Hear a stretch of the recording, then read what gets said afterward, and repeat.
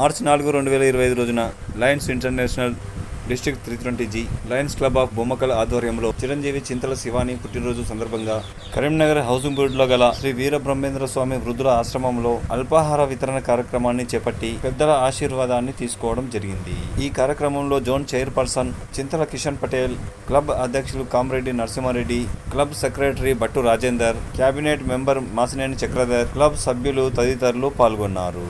Lion చింతల కిషన్ పటేల్ గారి రెండవ కుమార్తె శివాని పుట్టినరోజు సందర్భంగా చింతల కిషన్ పటేల్ గారు మాట్లాడుతూ, శివాని MBA చదువును పూర్తి చేసిందని, చదువుతో పాటుగా సేవాభావం కలిగిన ఆమె కోరిక మేరకు ప్రతి సంవత్సరం శివాని చేతుల మీదుగా వృద్ధులకు, నిరుపేదలకు అల్పాహార భోజన వితరణ తదితర సేవా కార్యక్రమాలను చేపడుతూ ఉంటామని, తద్వారా తమ కుమార్తె శివాని సంతృప్తిని వ్యక్తం చేస్తుందని అన్నారు.